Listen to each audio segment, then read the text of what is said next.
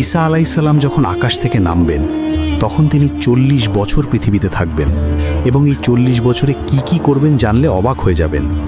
দাজ্জাল হত্যা, বিয়ে, সন্তান, শেষে মৃত্যু, সব বিস্তারিত। শেষ পর্যন্ত দেখুন।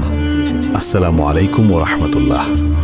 তিনি যখন নামবেন, রাসূল সাল্লাল্লাহু আলাইহি ওয়াসাল্লাম বলেছেন, ঈসা আলাইহিসসালাম দামেস্কের সাদা মিনারের পূর্ব দিকে নামবেন, 2 ফেরেশতার ডানার উপর ভর করে, হলুদ কাপড় পরা, মাথায় চুল ভেজা, 33 বছর বয়সের যুবক।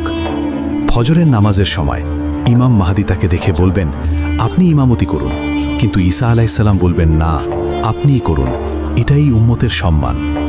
প্রথম কাজ, দাজ্জাল হত্যা। নামাজের পর দাজ্জালকে খুঁজতে বের হবেন। দাজ্জাল তাকে দেখলেই গলে যেতে শুরু করবে, কিন্তু ঈসা আলাইহিসসালাম বর্ষা দিয়ে হত্যা করবেন। দ্বিতীয়, ইয়াজুজ মাজুজ। ইয়াজুজ মাজুজ বের হয়ে সব